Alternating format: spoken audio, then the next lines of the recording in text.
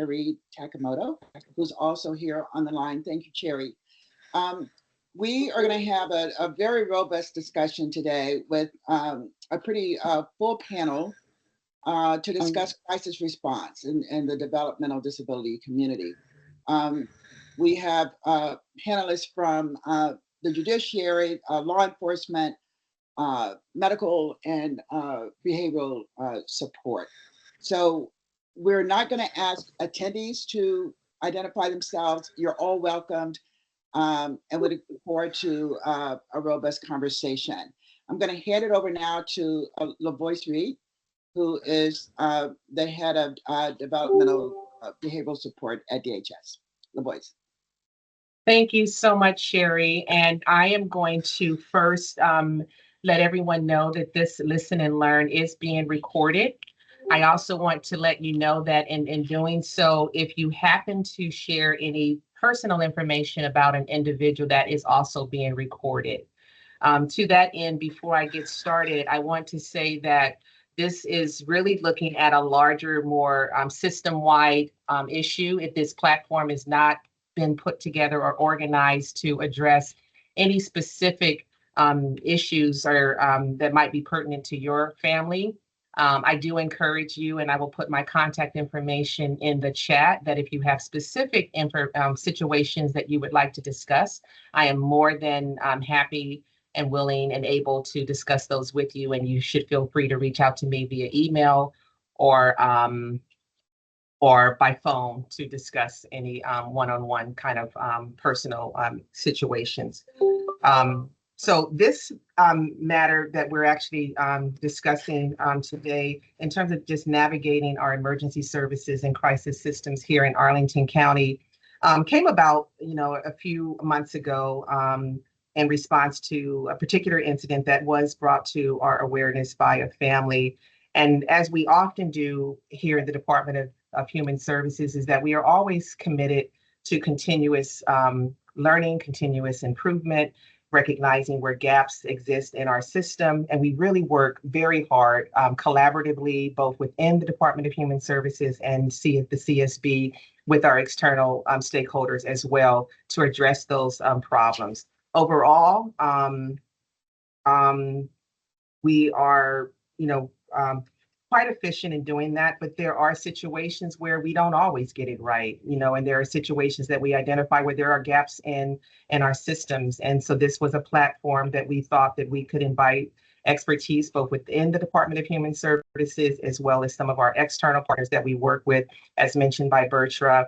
That includes the Arlington Police Department, Virginia Hospital Center, our magistrate's office, where the TDOs and ECO process is concerned, and REACH, another partner of ours for crisis supports for individuals with developmental disabilities. And so we're going to hear from a variety of people today, and you will have an opportunity to have questions and answers at the end as well. I'm going to put into the chat near the end of the presentation, because I really, we want the focus to be on those that are presenting, but we have a handbook that we put together on understanding the emergency service and the crisis response. It explains everything that you ever want to or need to know about TDOs and temporary detention orders and ECOs and what all of that stands for.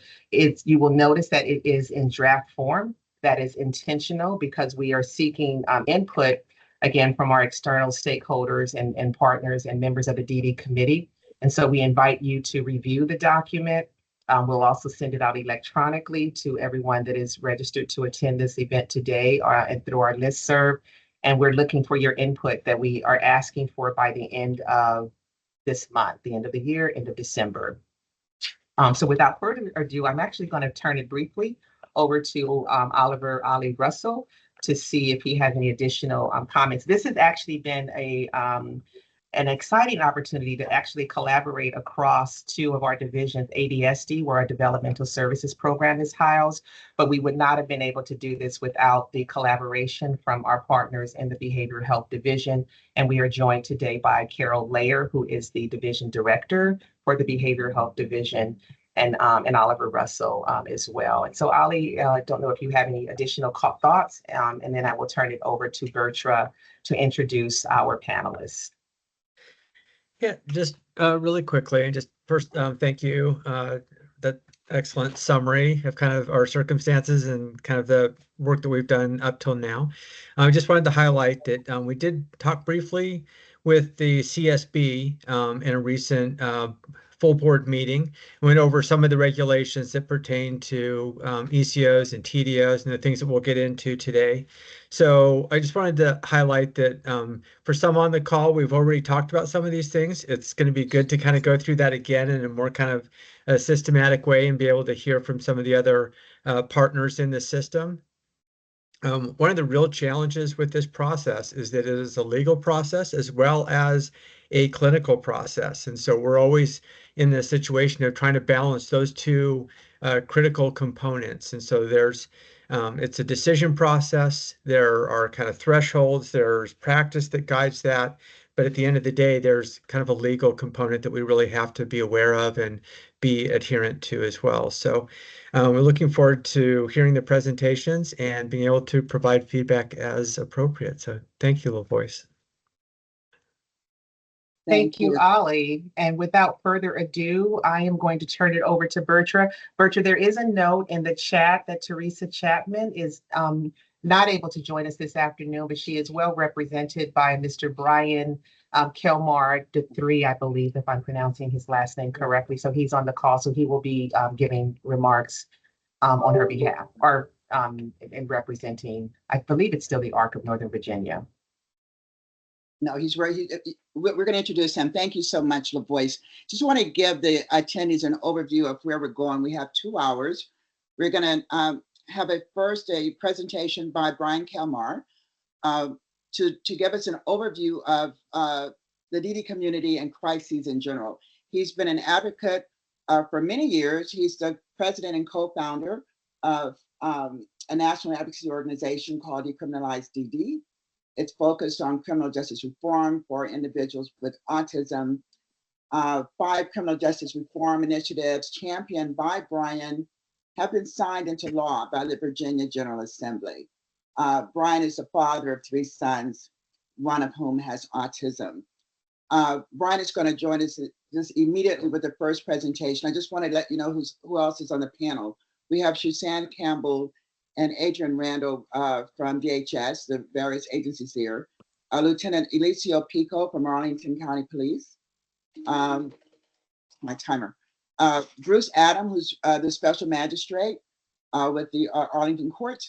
We have Taryn Overman and Ms. Swinson, Virginia Hospital Center. And then Teresa Champion is not available today, and then Brian Kelmar. So Brian is going to start with an overview of, in general, crises affecting the DD committee, the DD community. And then we'll have a 30-minute panel presentation where each of the panelists have been asked to respond to some general questions regarding roles and response, their specific role in crisis response, any communication and de-escalation strategies that they use, their understanding of interagency coordination, and then also the type of training that they received for crisis intervention. And then we will come back after the panel presentation for a moderated Q&A with the panel with other questions that have already been arisen. And then we'll have an open question and answer period with parents and other attendees for the final 25 minutes, okay? So we're gonna get started now. Brian, thank you so much for joining us. Brian Kelmar with D3. Decriminalize DD. Go ahead, Brian. So again, I'm Brian Kelmar, the president and co-founder of Decriminalize Developmental Disabilities, D3. We've been working on this issue for quite some time. I work with parents all over the country. We have a lot in Virginia, but I work with parents who experience these same situations throughout the country, both here in the US, and we also have issues in the UK, Canada, and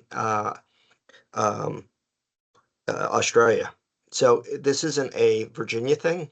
It is actually a national or international wide issue that people are running into. And the parents that I get calls from is a lot of times they will call for help. So they'll have an autistic individual, maybe his is a grown teenager and tends to be fairly big or bigger than the parent, and they're crying for help. They call 911 or hopefully 988 as we're moving to. And what happens is the police respond, and the police there, and correct me, I think there's law enforcement, are there for safety, right? So they're there to respond to safely handle the situation. Unfortunately, with a autistic, you have a series of overloads in their sensory issues, smells, sounds, new conditions. So what's happening? You have a police officer showing up in a police car, maybe lights, maybe sirens, an official in a uniform coming at them and speaking to them. And what does that do? It exasperates the situation 10 times, because typically what's happening with an autistic is you're having an overload, something sensory or something has caused this trigger for them to act out. And it could be something as simple of they have a toothache and they can't explain it, right? Or they want something and they can't get it. And what happens is their mind is going to fight or flight instead of the executive function of saying, okay, I know I need to get help with my tooth. I need to ask somebody to get me some help. They're on overdrive. So now you have other situations that now have escalated. And what happens is when they fight or flight, they're going to either shut down, they're either going to run, or they're going to lash out. One of those three are going to happen. And oftentimes that's misinterpreted by people that are not trained in this situation. And the police get involved. And it either results in one of two places. One, they're going to a mental health hospital, or two, they're going to jail. And I've been working with Behavioral Health Commission. I just got off. In fact, they're still going on. I've been working with them for the past 6 months on this issue. And the law enforcement said, look, a lot of times we call and get help, ask for help, and there's no beds. So where do they go?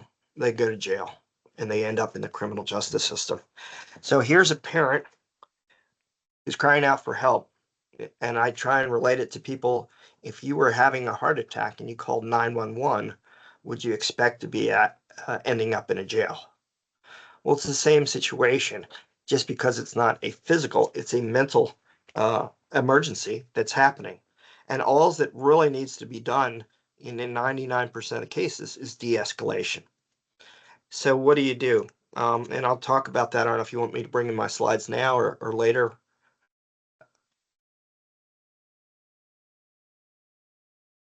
You're muted. Bretta. I'll wait and see. Yeah, But Bertram, anyway, you're muted, but you can feel free to bring in your slide, because Right. I didn't get your slides previously. So if you want to share your screen directly, feel free to do so. okay, we'll do here in a second. You have 10 minutes, Brian. Thank you. All right, so real quickly, so what happens is they're ending up either in law enforcement or they're ending up in a mental hospital, and both of those are the wrong answer. And getting them a TDO is the wrong answer, because what you're doing is you're treating someone with a developmental disability with a mental health. Again, it's like a foot doctor treating a heart patient. They may know something about it, but they're not trained in that. And you need de-escalation techniques. So I've worked with people all over the country, and I'm going to share my slides here of some of the things that we would like to see or that we have seen work before. Let me see if I can just share that.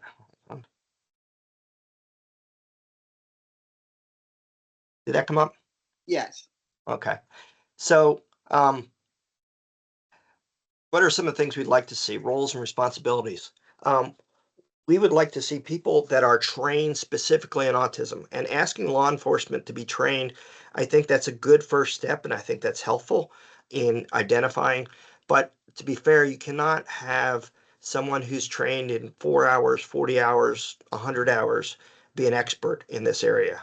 So what we recommend is there's teams like Cahoots that's out in Oregon that responds with people that are specifically trained on autism.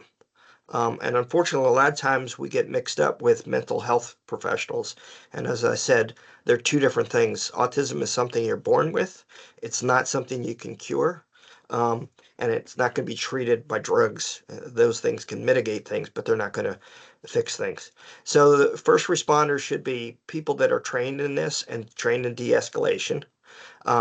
They should look at, okay, safety. Is there medical issues that maybe the person's bleeding, maybe there's something, there is pain. The top priority that we're looking for is, how do we de-escalate the situation? And with an autism, if you de-escalate the situation, once it's de-escalated, it's done. 90 times out of 100, they're de-escalated. They go, I'm fine. They don't need to go to a hospital and be treated for weeks and weeks. It's part of their, it's just a reaction. And you take away whatever that stimulus was that was creating that situation, and it fixes the problem a lot of times.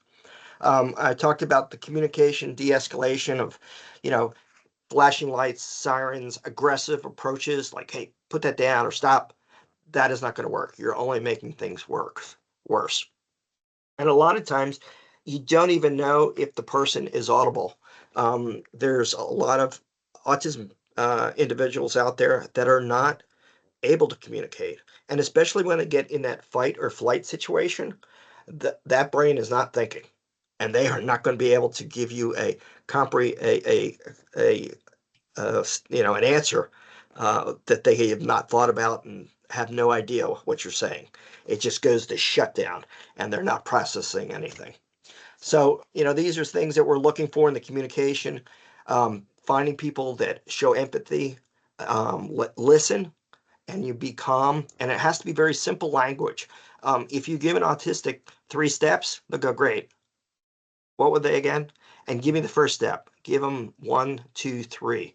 They're not going to be able to process because of their executive functioning, all 3 of those steps a lot of the times. Some of the things we like to see is clear protocols when responding teams come in. Who's doing what? Who's going to be the lead role? Who's going to be the backup role? I think that's really important, so that when you show up, you have a coordinated effort. And it's a standardized method of how you're going to handle these situations. Training preparedness. We passed a law last year that autism is required to be trained by all first responders, and we're working with the University of Virginia on a first responders course that is being measured and evaluated, not just one that's being thrown out there, but one that is going to have data and look at results of what's working on. This training cannot be a one-time training. The Behavioral Health Commission reported out that in 87% of the interactions with people with autism and those with law enforcement who are trained, they still ended up in jail. And that's the last place. And the law enforcement's been really good. They've asked, look, we need ongoing training. And it's just like anybody else. You can have training. You're not going to remember everything that you got in training. In any training that you receive, it's usually 10%. So it's something that needs to be ongoing. It can't be just a one-time deal and it's done. And maybe even possibly some places actually look at accrediting their training programs and their de-escalation techniques. And then the biggest thing that we see here is what's happening in the post-crisis. So after you've settled this down, after you've de-escalated, now what? Are they going to a home? Are they going to get, support from DBHDS? Or they got what is it that they need so that they have long-term results and not just handling it crisis by crisis? I think I've talked about this. Disappropriate law enforcement response often results in tragic results. And we've seen that. We've had people killed. I have some videos of people in Northern Virginia. We've had a recent incident in Northern Virginia. I know we've had some challenging responses which happened, which really escalated the situation. So all these things that people normally do in these situations does not work with autistic people, and you're going to end up making things work worse. Here's some key considerations. Some of the behaviors that you see with autism, like gazing, little interpretation of language. I mean, if you told my son go jump off the bridge, he would go find a bridge crossing the pond and jump off. They will do little interpretation. They will do what we call echolalia. Like you say, well, you created this or you did this behavior, right? And you did it. And they'll say, well, yes, you're the authoritarian figure, so yes. They're basically just echoing. They're not picking up and understanding what you're saying and understanding that that's going to get them in trouble. Some of the things we see is something called stemming, and this could be rocking, pacing, moving their hands. My son actually taps his wrists when this, and that can be interpreted as missing. Hold on a second, it's my dog. That could be misinterpreted and lead to the situation escalating. Stress, and that's the first thing that happens. They go into a stress mode in unfamiliar situations, and this is where things can be easily overwhelming for them, and this is where they'll have that fight or flight. Hitting them with rapid fire questionings, and not having familiar support. So if there is a situation, have the parent or have the guardian or somebody who's living with them be part of that discussion, because they know that person and they know how to work with that person. So what are we're doing? We did the existing training for first responders. We work with 988, and that's a big thing that was just on the call prior to this. Is 988, we want people that are trained in autism to be handling the cases, not just trained in mental illness. They're two separate things. What we have for this coming year, we're trying to have off-ramps for those that are caught up in the criminal justice system, because that's not where they belong. We're criminalizing their disability. So we have a diversion program so that as soon as they enter in the criminal justice system, they can actually go into a diversion program, or the court can decide, hey, we need to divert this person, they need this training, or they need this to de-escalate, and then we move on and kick out the criminal justice system. And then we have something called Developmental Disabilities Crisis Prevention Act. And what that is that when people call 911 or 988 and the person acts out, again, anything could be considered assault. So this Crisis Prevention Act, what this does is says, hey, take that into account. And it's actually called an affirmative defense, which is similar to like self-defense. It's another avenue to get people off of this highway system that's going to jail. Things that we're working long-term is, where do you take a person when they have a TDO or an ECO, which you shouldn't be taking them, a person with autism? Where should they go? Mental hospitals or jails do not work. And then making sure that our response teams are professionally trained specifically in autism. And that's it. This is great. Excellent, Brian. Thank you so much. We're going to move now to the full panel, and each of these representatives will have an opportunity to do what Brian just did, which is talk about their specific roles and responsibilities, communication and de-escalation strategies that they use, coordination with other agencies, and training and preparedness. So do we have all the panelists available? LaVoice, do we know that they're here? Suzanne and our Adrienne? Shushan is here, Adrienne is here, Lieutenant Pilko, Mr. Adams. Ali, help me in looking for the Virginia Hospital Center representatives. I don't see them. And Brian, if you are able to stop sharing your screen, that would be helpful. Yep. Tara's over here, is here from VHC. Okay. Oh, is she? Okay. Yeah. Okay. So I think we have everyone, not Sherry, Bertra. Mm-hmm. So if we can, I want to start with DHS, because I think that's kind of the first line in terms of behavioral support and understanding what the protocols and policies are. So we can start with DHS and then go to Lieutenant Pico with Arlington County Police, and then talk with the special magistrate and then VHC, if that's okay. Suzanne and Adrienne, thank you. Good afternoon. My name is Shashan Campbell. I am a licensed clinical psychologist operating in the role of Emergency Services Program Manager. A brief, non-exhaustive overview of my background includes working as a program manager for group homes within Arlington County, providing services to individuals who are living with IDD diagnosis and dual diagnosis as well. Also worked with the REACH program some 12 years ago when they first came to Virginia as a team lead. Um, as it relates to strategies and tools for working with individuals with IDD, I would say that I do work with a robust team of clinicians who respond to crises in the community in Arlington County. A good number of our clinicians are trained in crisis intervention, de-escalation, and they have worked with the special needs population as well.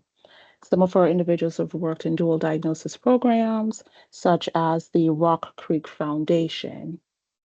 When we do receive calls from family members or stakeholders, community partners, other clinicians from the community, we tend to take a strategic approach, understanding that we are dealing with neurodevelopmental disorders, including intellectual disability as well as autism spectrum disorder. You do not need to have an intellectual disability in order to have autism spectrum and vice versa. We also know that these conditions can be comorbid with other psychiatric conditions.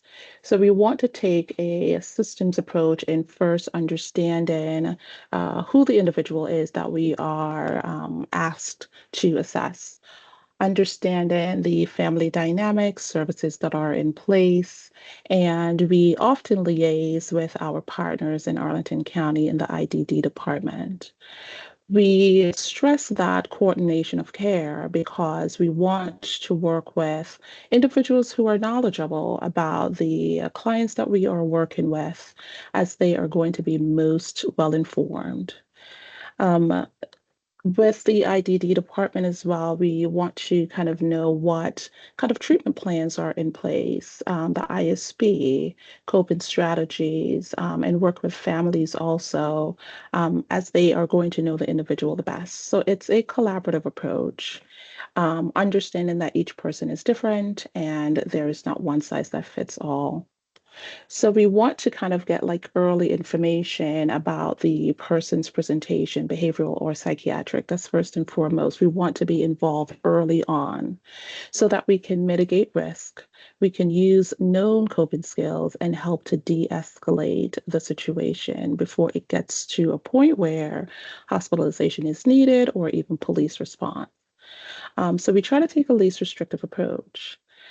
We also try to do early intervention of the treatment team to increase contact and support for the family and for the individual. When we know that there is a moment of tension and stress, we want to get in early. We want to reduce the tension, increase supports with known treatment team providers, and also look for additional resources that we can utilize and take advantage of and leverage. We also notify REACH whenever we are involved in an assessment or whenever we are trying to de-escalate and mitigate risk. That is a requirement per state law that REACH is notified and that we can co-respond and co-assess. So we want to involve them quite early as well, and when able, be able to utilize the therapeutic home.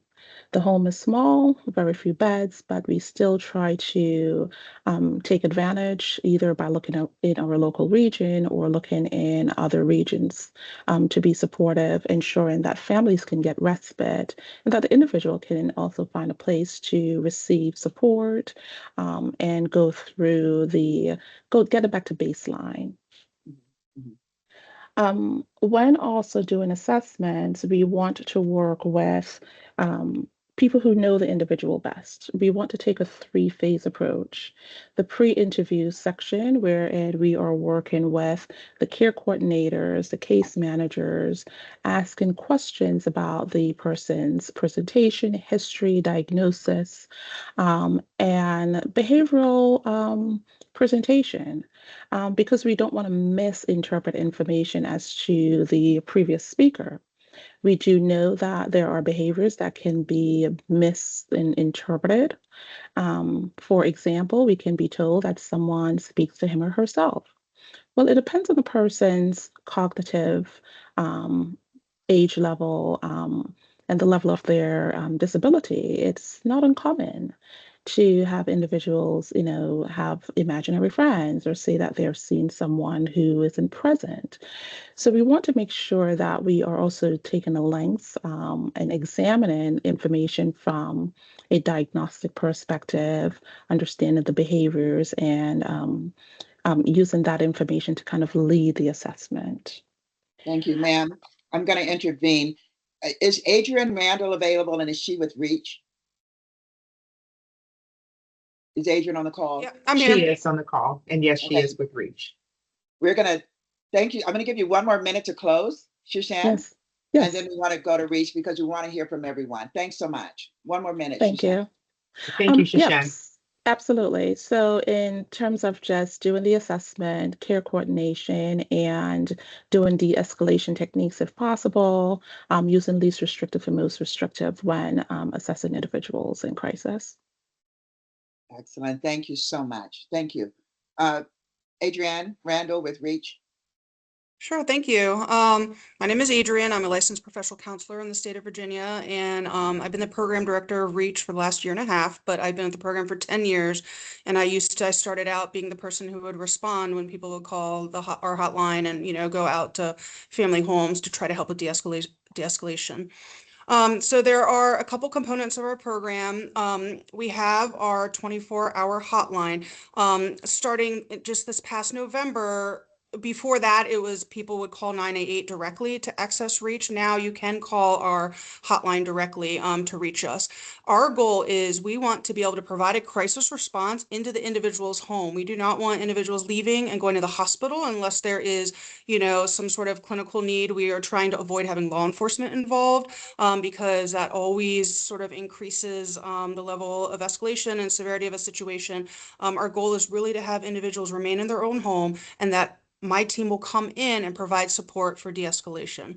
Okay. If an individual were to leave their home and go to a hospital setting, we will go there too to help try to advocate with the hospital, and also because our staff are trained to work with people with intellectual and developmental disabilities. In addition, we also have an adult home that is 6 beds, a youth home that is 6 beds, and these are to be used as hospital diversions. So in the moment of a crisis, if somebody does need a higher level of care, they cannot be de-escalated in their home, we want to admit this individual to one of our homes because we really want to try to avoid any of our individuals going to the hospital because they're not really going to have a resolution of the situation unless it's strictly, some sort of medications being prescribed or something along that lines. But usually the situations we're presented to are more habitual. And so implementation in the home would be the best outcome. We also have community stabilization. So what that is after today, when the crisis occurred, we could have someone come to your home tomorrow, the next day to try to work on identifying the antecedents and putting strategies in place to prevent re-escalation.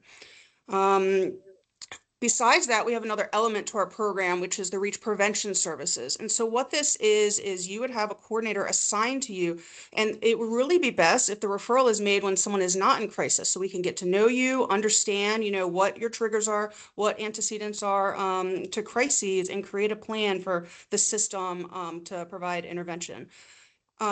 We also give everyone a safety plan. And so what that is identifying the antecedents to what occurred before the crisis and then making recommendations for what could occur to try to prevent it in the future.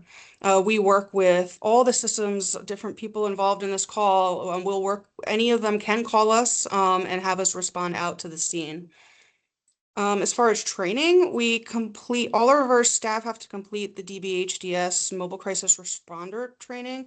That's 8 days long, full day training. And then our agency has specific trainings. There's 29 in total that just different topics, related to autism and related to trauma and that sort of thing. Again, you can call us 24 hours a day, 7 days a week, and have our staff come to your home and try to, prevent the crisis from escalating. That is excellent. Thank you so much, Adrienne.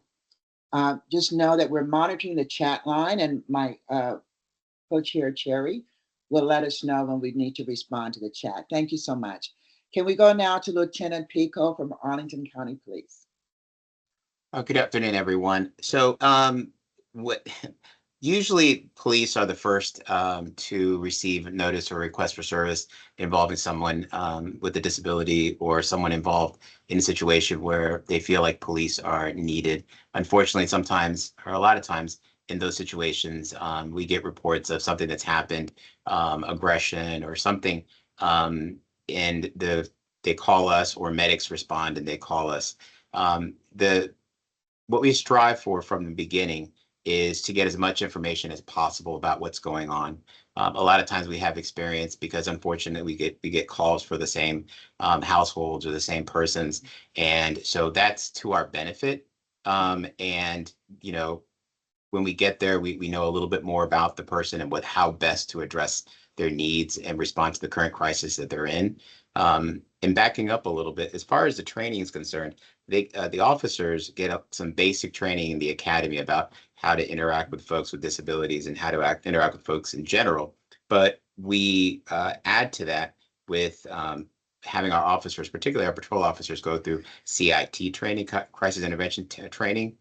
And that is a full week, 40-hour course where they get a little bit of everything with regards to mental health, education, and the different folks that are involved in the response to mental health crisis and behavioral crisis. And some of the folks you've heard from, Reach, I think, presents at the CIT conference or CIT training. We have folks that come in, they visit Clarendon House. We have folks that come in and talk to the officers from RAFT, dealing with dementia and old elderly persons. We also have basic training with regards to de-escalation and active listening. And it's been mentioned numerous times, but de-escalation is critical. When we get there, folks are in a different place for whatever reason, but particularly for some of the reasons that we were mentioned earlier about folks with autism. And the officers have to create a safe space for everyone, meaning that when we get there, make sure that the person we're responding for is safe. If, as mentioned earlier, the person sees us and starts walking away, we have many instances where we walk behind them, trying to make sure that they're safe. That if they're in traffic, we'll stop traffic. We'll do the best we can to prevent any use of force.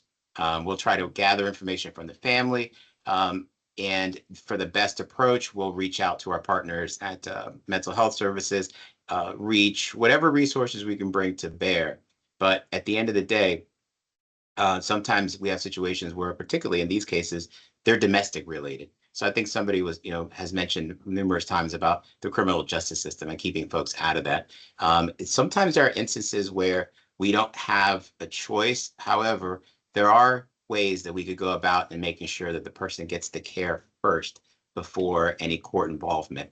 And we've done that before, where we let the process play out, where the person, their needs as far as what they're experiencing as far as a behavioral crisis is addressed first, and then we worry about the criminal charges. But that all is predicated on what has happened. Sometimes we have situations where somebody is, significant injuries or something has happened where, we sometimes unfortunately have to go a certain direction. But, the officers have a lot more understanding of folks with disabilities, particularly folks with autism, prior to becoming police officers, because I think there's more information that's out there as well. But we have sensory bags. We try to do as much as we can to get the officers in a position where, even if they're dealing with someone that is, what could be considered a worst case scenario, they have as many tools, as much training as possible. And, we reach out to our partners to get support. And we really try our best to keep folks out of the criminal justice system and reduce our use of force. Things that we do afterwards is we always follow up with the family. If it's necessary, we'll go ahead and put some information into the address in the computer system so that if we respond there, that we know exactly the circumstances at the home. And if there is a need to meet with the family afterwards because there was concerns about the use of force or, that there's something that has happened that they want clarification on, then, that's also done. And that's something where I think, we take a lot of pride in doing that because we don't want to make sure that we have, situations where force is used. We don't want to have to do that again.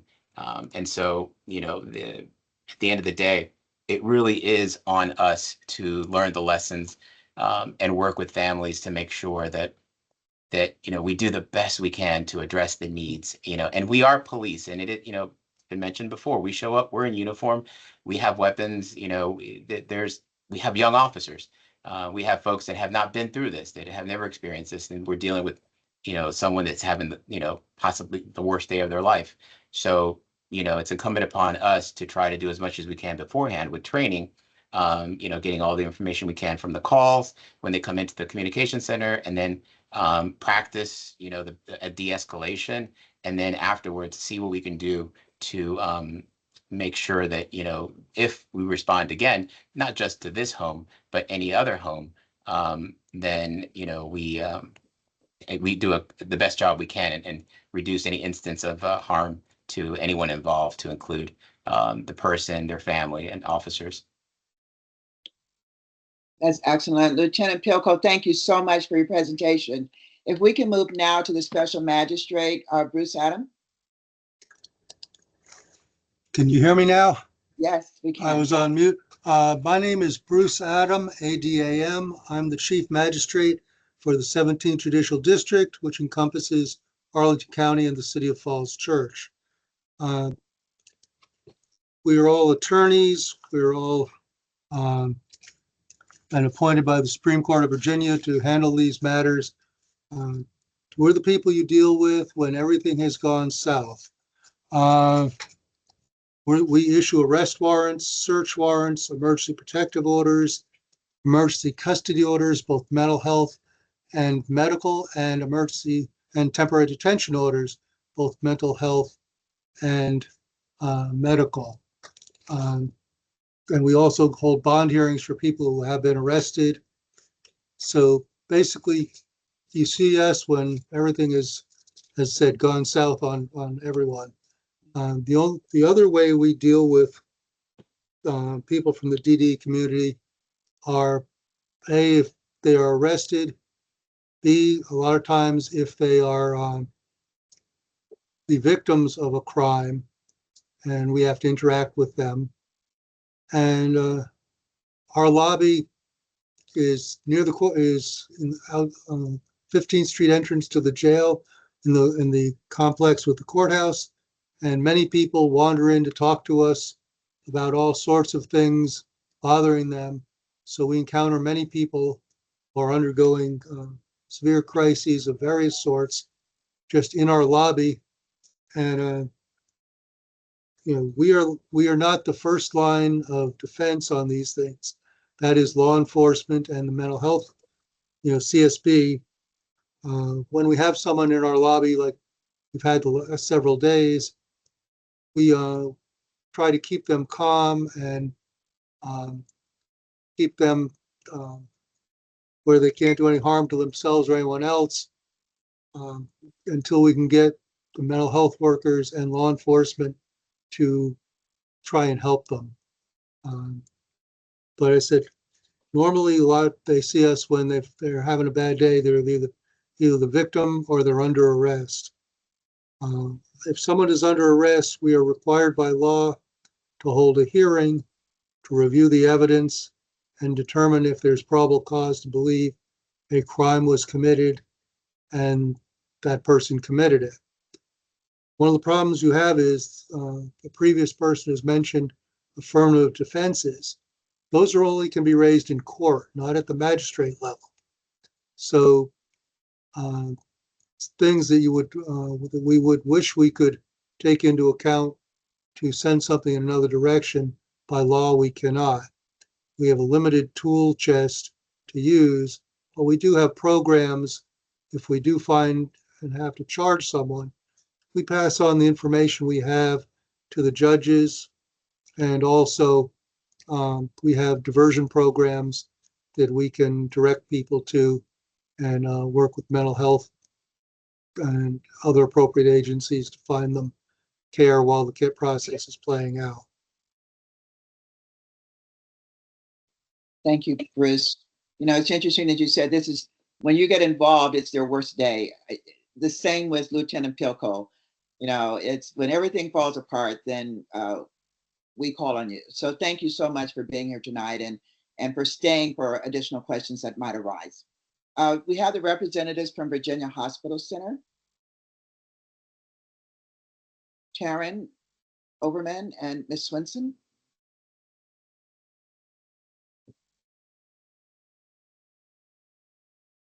Are they muted?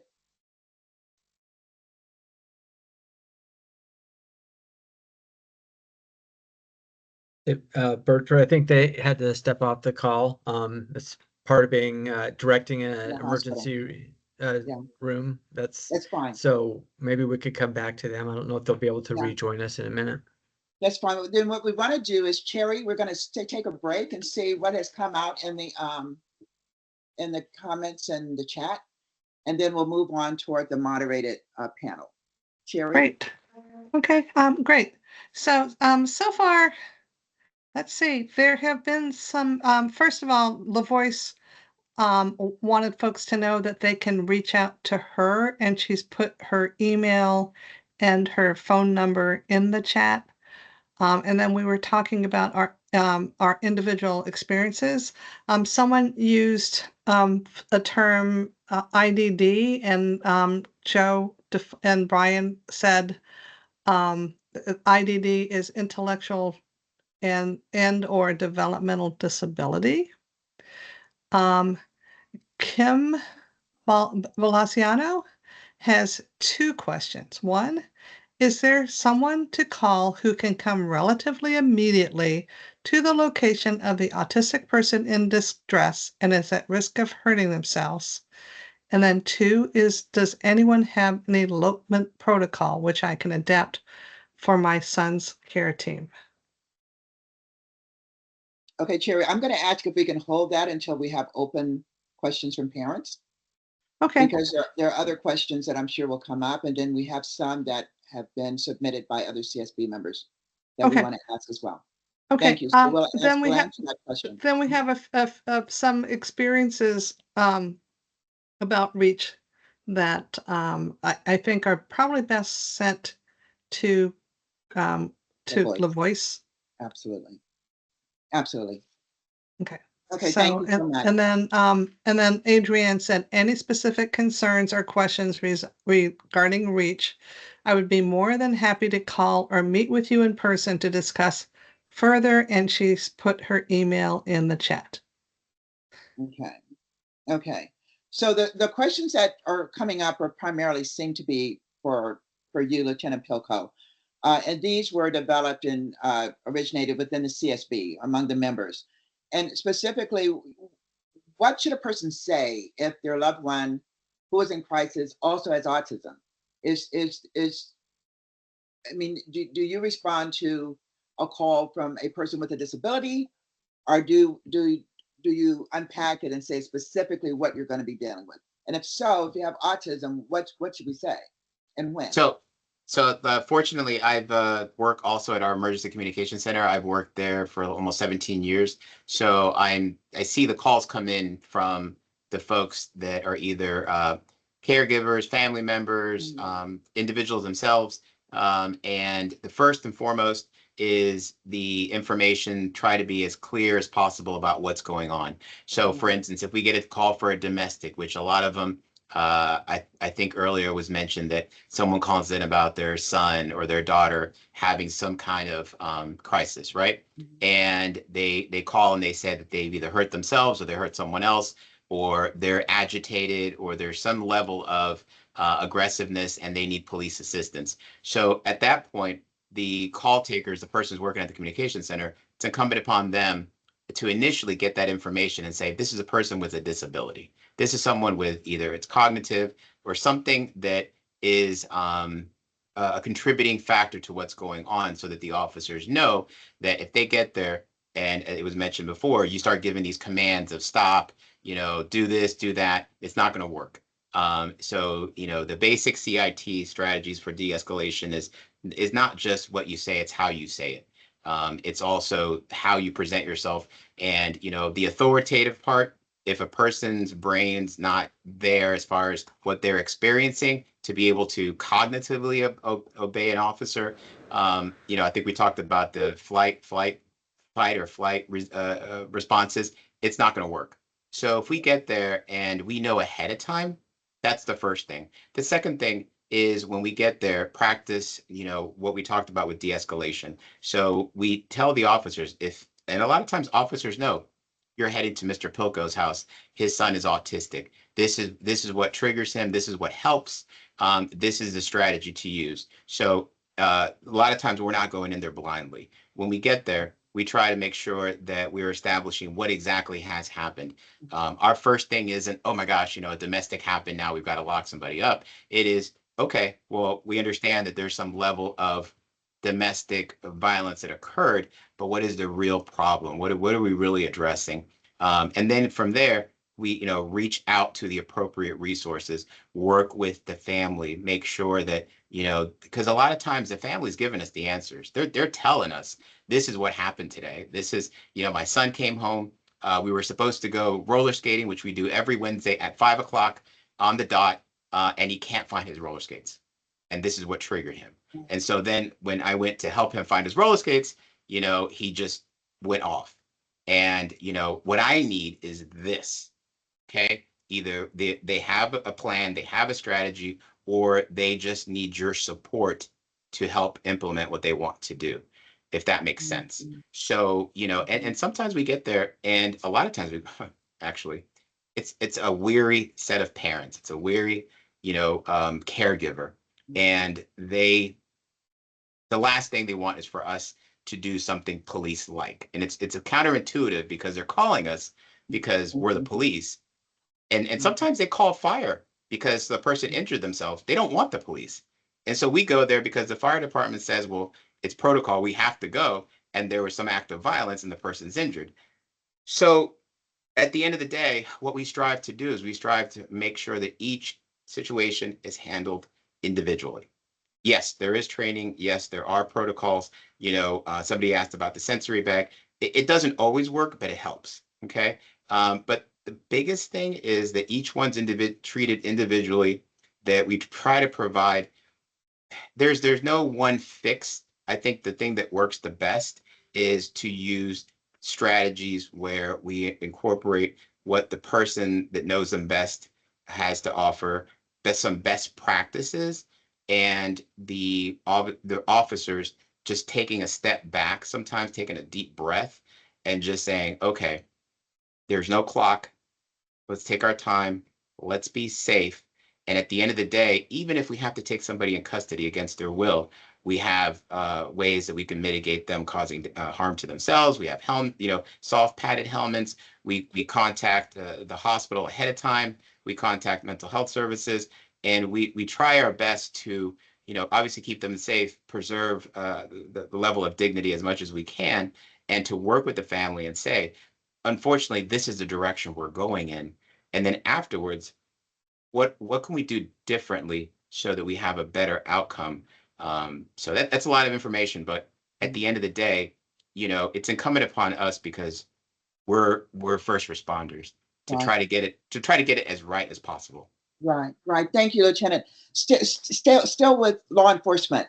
Someone asked, what are the rights of an individual in crises once law enforcement has been called? And is this printed anywhere?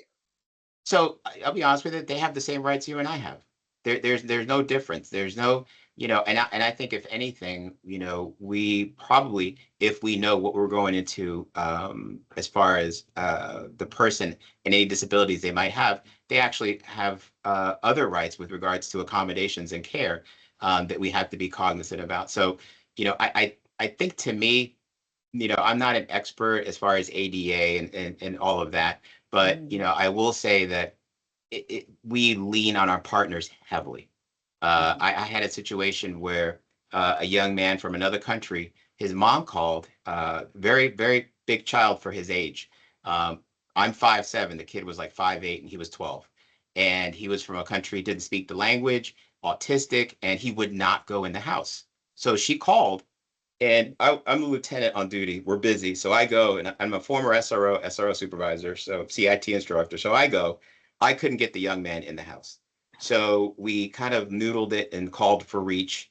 Reach wasn't able to respond, but we came up with a strategy. And it was interesting because the Reach counselor was like, you know what? If he doesn't want to go inside the house, can you go somewhere else for the night? Because he didn't feel safe in the house because he got spooked for some reason. And, it didn't make any sense to me, but initially, but then it made sense to me that, hey, he doesn't feel safe going inside the house for whatever reason. So we came up with an alternate strategy.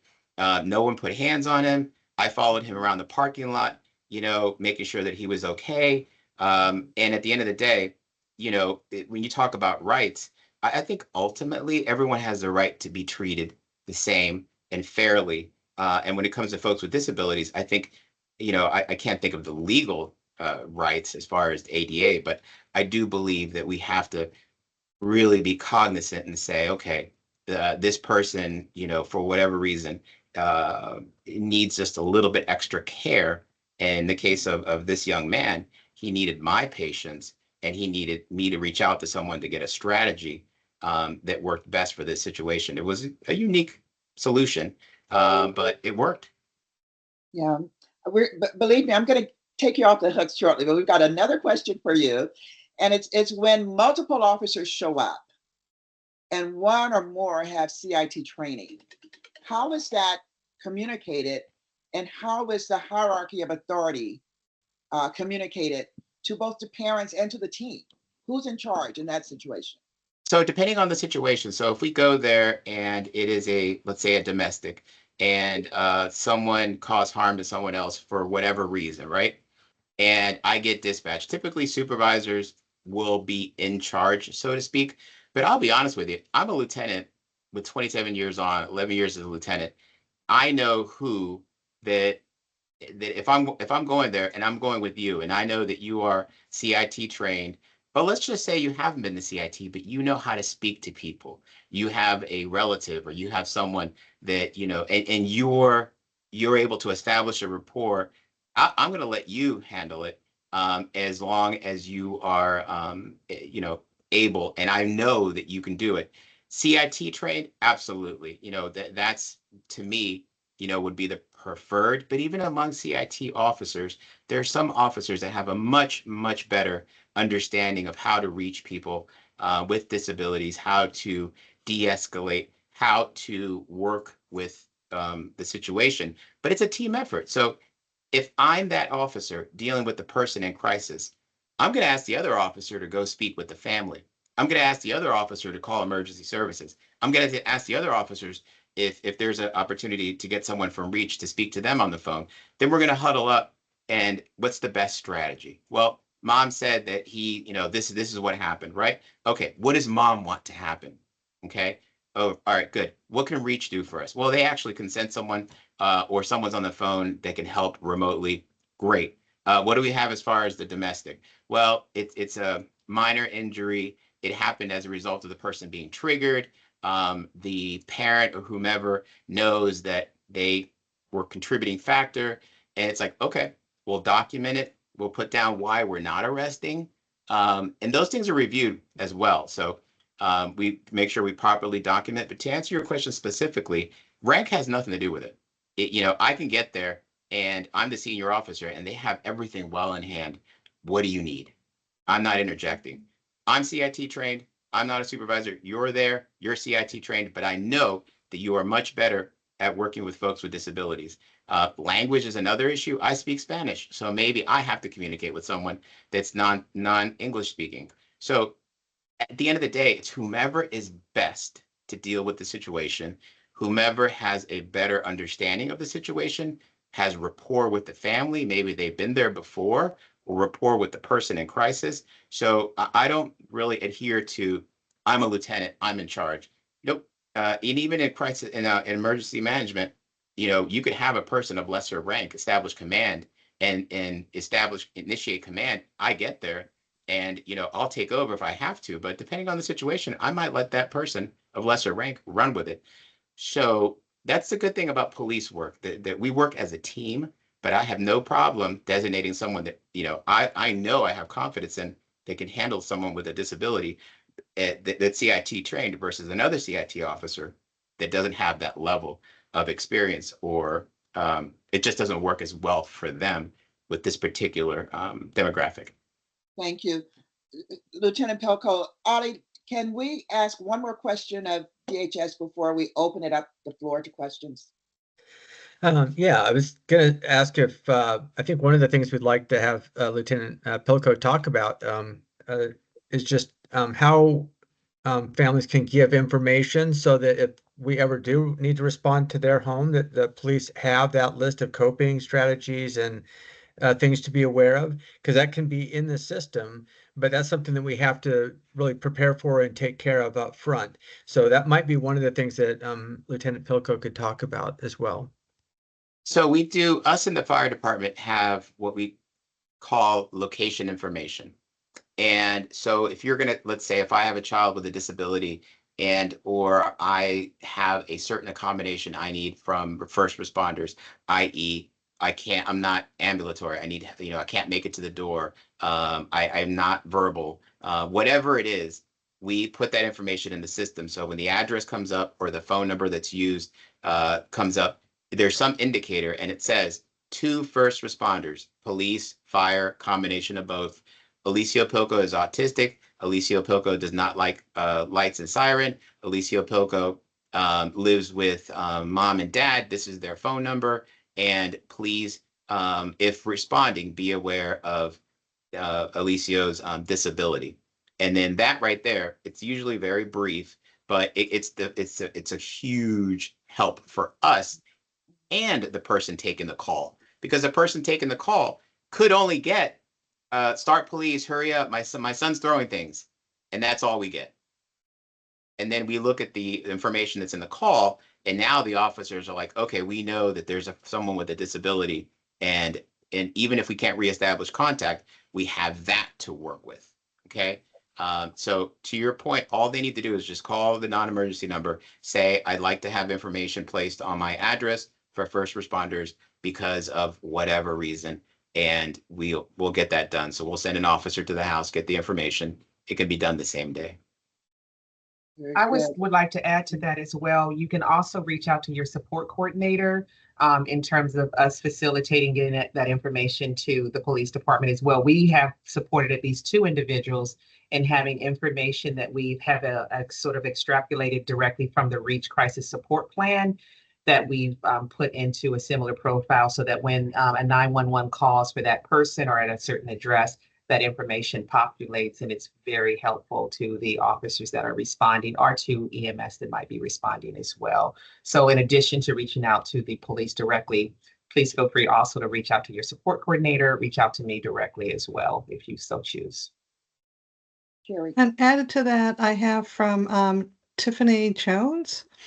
She put a note about the Marcus alert system, as well as the rapid SOS that includes an emergency health profile. So Lieutenant Pilko, are those 2 areas that you were talking about? Yeah, that health profile? Yeah, and well, yes, but also the rapid SOS, and thank you, Tiffany, for that. So rapid SOS also would be something where someone calls in, it gives us not only the location, but as she said, you can add information on the house as well, the technology part. But at the end of the day, it's you call us, and it's whatever information that you think would help resolve a situation, for future. And we get calls for folks that move into the area and say, hey, we've moved here from another area, out of state or out of county, and we want to put this information in the for our address, and we've never responded there. So they're preemptively doing that. But here are two resources, Marcus Alert and Rapid SOS. It's great. It's in there. We feel better. But how do we know you're going to read it? Because again, my son is coming at me with a knife and I need someone to help me right now. So Well, just remember though, sorry to cut you off. Go ahead. no, that's fine. Okay. So the scenario you're talking about, and this is the tricky part. And I wish I could sit there and say that, this is going to work 100% of the time.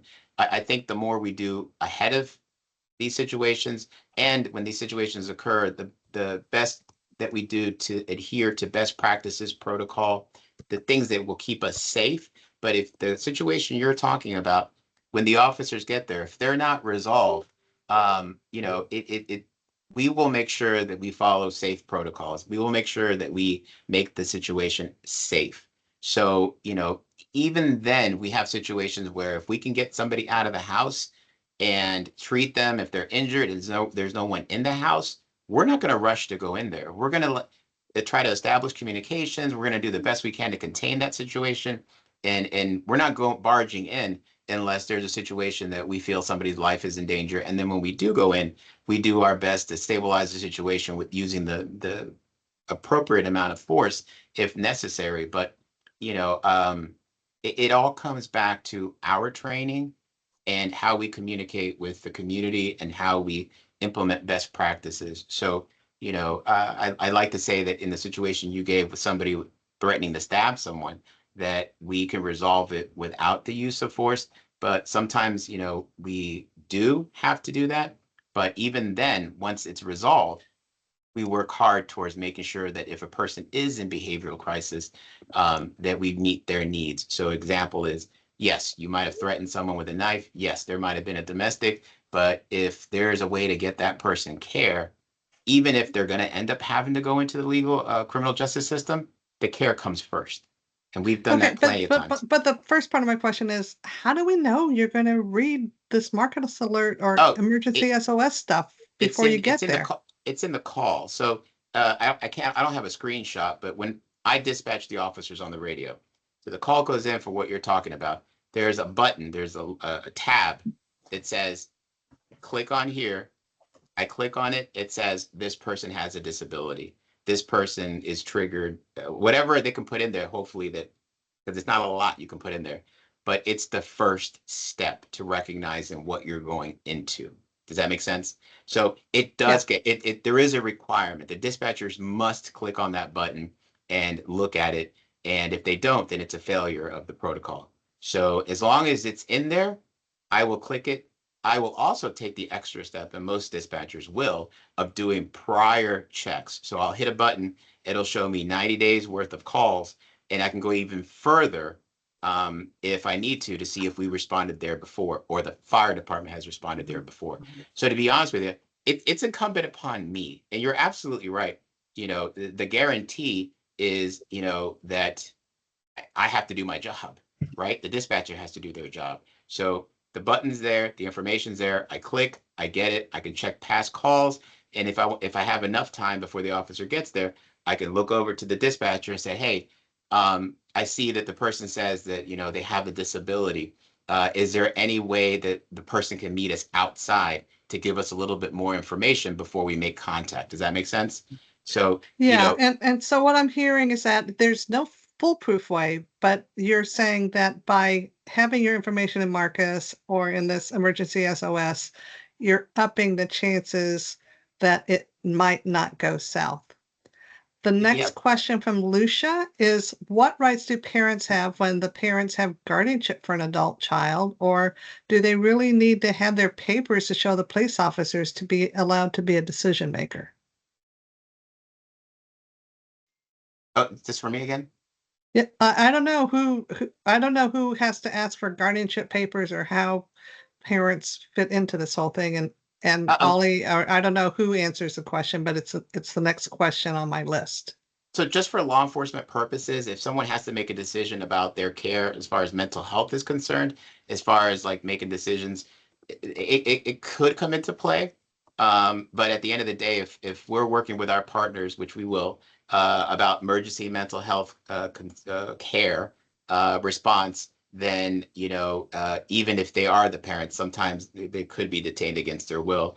If it's a matter of criminal justice, then yeah, it's important to know who would be the person that would be responsible. But at the end of the day, we will respect whatever custody agreements or court ordered care, and we'll do our best to verify the legitimacy of that. So as far as we're concerned, it does come into play if we're doing things that are not going to be voluntary on behalf of the family, and or if we have a situation where the child, if it's a minor, is in care of like a grandparent or an uncle or an aunt.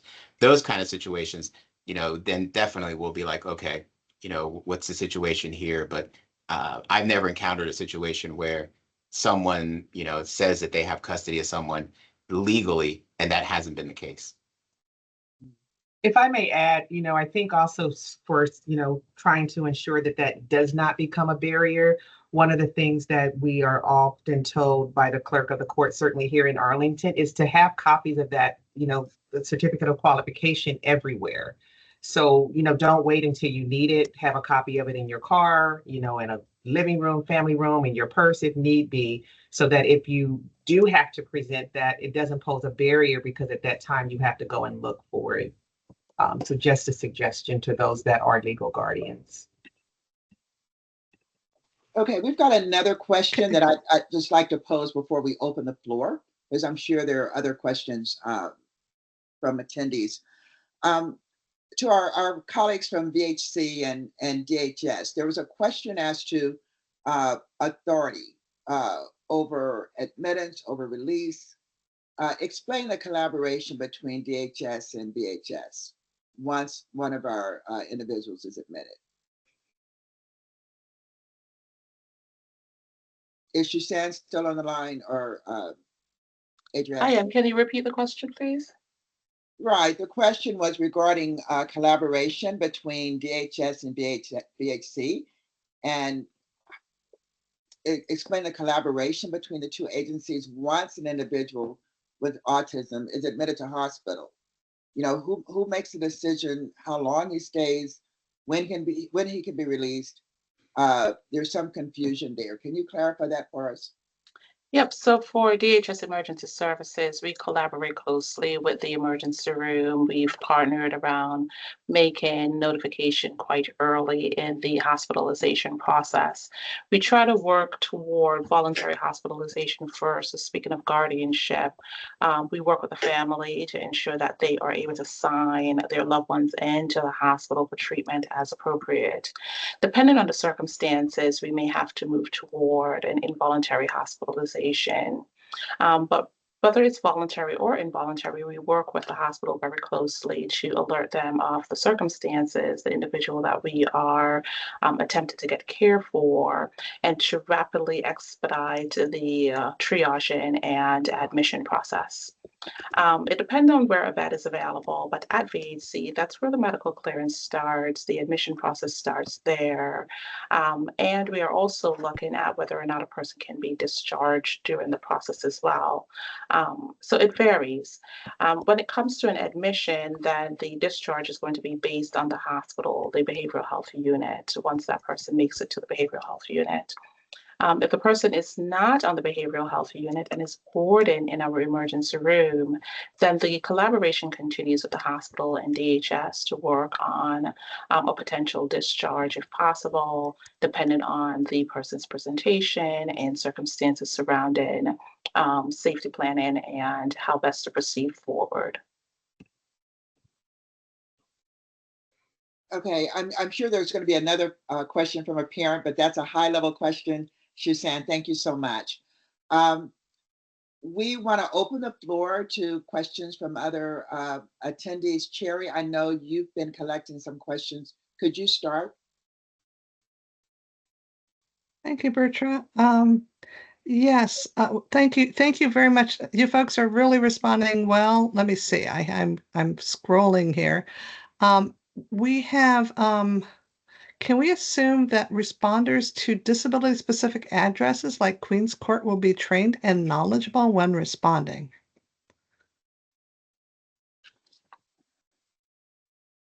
Is that for me? Yeah, who are you directing it to, Chair? Yeah, I guess you're the responder. Yes, thank you. Okay, so going back to what we talked about with the training, that's the first step. The second step is, anything we can do preemptively, so information on the residents. Third, the actual time that this occurs and we're responding for the officers, even if the information isn't there, to try to get as much as we can en route.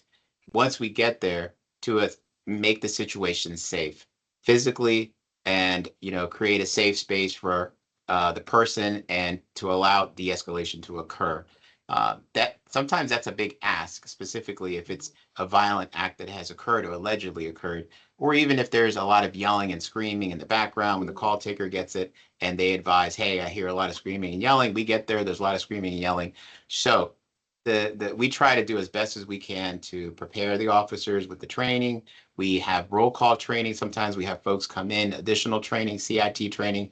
But at the end of the day, it's the officers putting these things to practice. It's working with the families. It's working with our partners. It is being patient and letting the process let it succeed. So the times that things go south and force is used are situations where as soon as I get out of the car, I see someone running at me, or I see people fighting and I have to break it up.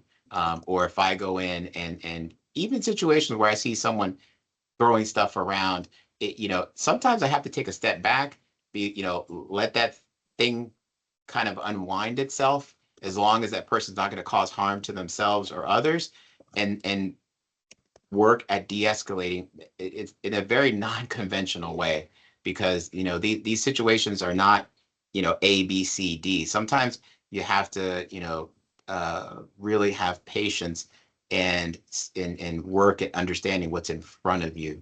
But yeah, it's not one size fits all. There's an interesting another topic about elopement question.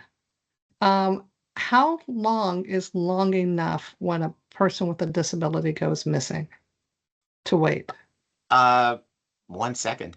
I mean, I'll be honest with you. If I get a call and someone's autistic and I have a concern right away, because especially if they're in a state of crisis, right? They're upset, they're angry.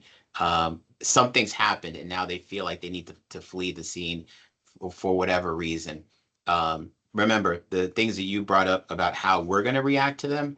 Someone walking down the street's going to probably have a worse reaction because they don't know what's going on. So what we'll do is we'll get information. So if I respond to the Pilco residents, I'll say, what's going on? Oh, my son just left the house. He's autistic. He's upset. We were supposed to do something. We didn't do it, or we, corrected him about something. Something happened. He's just not in a good place. Please find him. Okay. Well, now we've got a missing person situation. We'll send a picture out. We'll get the information out. We'll treat it as such. There's no specific time we have to wait. And once again, I'm sure some of you have seen Arlington alerts for missing persons with disabilities. In some cases, it's no different. We'll treat that first, and then we'll treat whatever the situation is, and we'll let the officers know that, hey, when in the communication center, when this person is located, once again, we go back to our protocols, understand what this person's, who this person is, how to best approach them. And in those cases, a lot of times it's we have more time to interact with the parents and find out, or the caregiver, what is the best approach. And a lot of times when we locate the person, we'll take the caregiver to the scene and let them establish contact. If we can, if it's the best thing, we'll just, try to make contact. If we have to follow behind them, we will, and reunite them on scene with that person. But to answer your question, there's no time frame. If you say someone's missing, they're missing, and we go ahead and start looking for them right away, enter them into the system, because they're not in a good place, and we need to get them reunited and try to address whatever the crisis is. Excellent. And if I can echo that as well, because we sometimes hear, people they're missing and the family will be out looking for them, 10 minutes, 20 minutes, 30 minutes before they think to call the police because they're thinking, oh, I might know where this person is or where they're going. There's no harm in simultaneously calling the police 911 right away to join you in looking for that person that is missing. This is especially important for people for which the court has determined they lack capacity. So if you have someone that has a legal guardian, it is absolutely critical and your responsibility to notify law enforcement immediately if you don't know where they are. Excellent. Now, Lucia, on another topic, Lucia was wondering how useful is the medical indicator code on the identification card or driver's license to indicate that an adult has a disability? So it's interesting. Anybody here from ARC?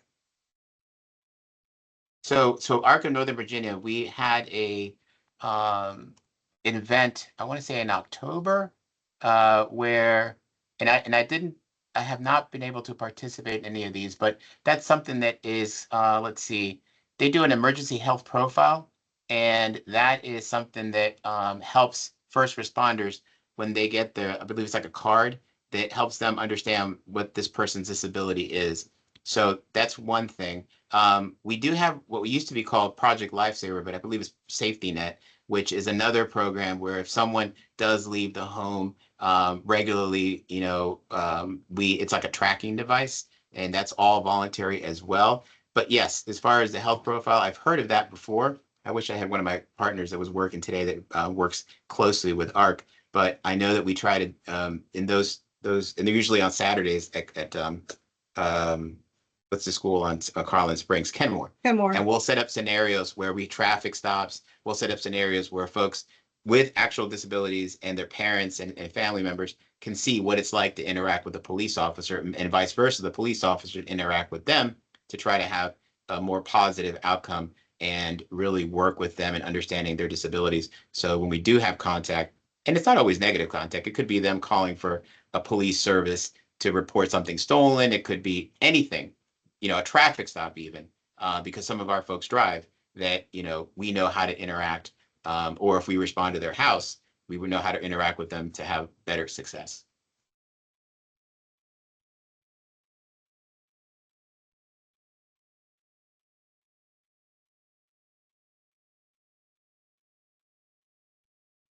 Sherry, you're muted.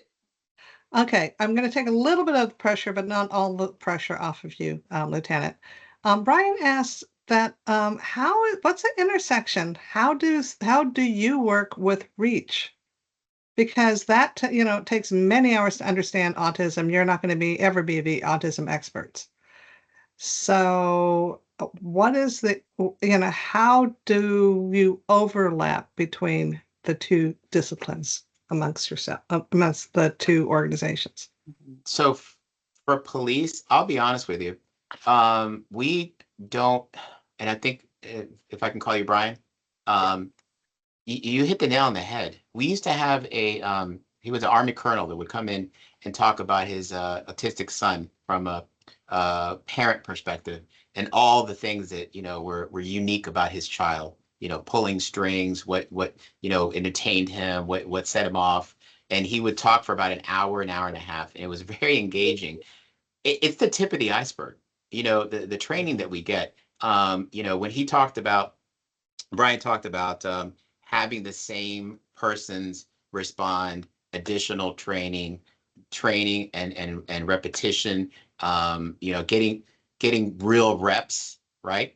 One of the things that we're trying to do is create a co-responder team where it would be a police officer and a clinician or someone from the mental health services to try to be like that tip of the spear, so that when they could become subject matter experts, because that's all they do is deal with behavioral crisis, that they could go to these calls and give the officers right there a debrief and say, hey, this is, how you could do things better. We could use more roll call training. We could use parents that want to come in and speak to officers and share their experiences. It's a tough crowd, but to the point of what you're talking about, it's basic training that we give the officers. These are 21, 22-year-olds that are getting a gun and a badge, and we're asking them to know about the law, about tactics, how to deal with bank robbers, and on top of that, best practices for dealing with someone with autism, and it's a lot, but it's incumbent upon us. I mean, we still have to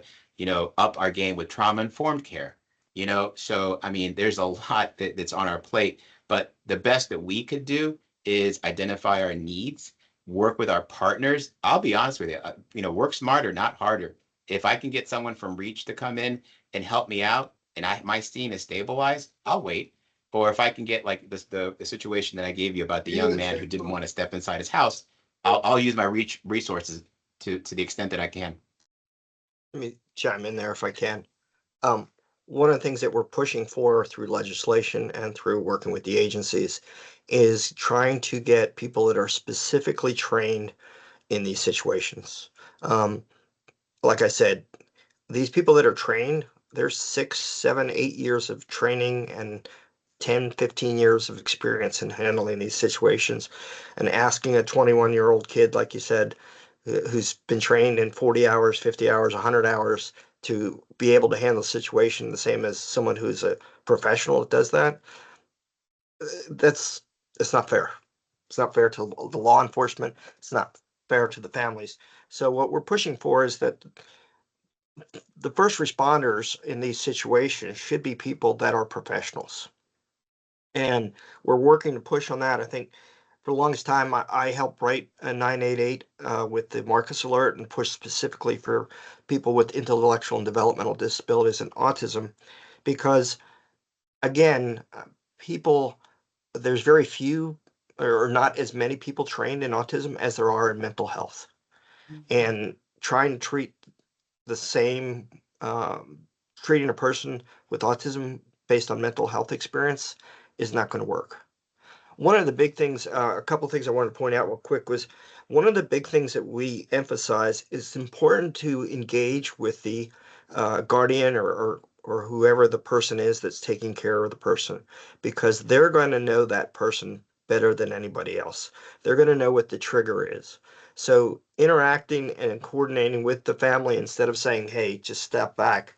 A lot of times, and unfortunately, one of the situations in Northern Virginia, the family member asks specifically, "Don't shoot. Let me talk to them," is very critical.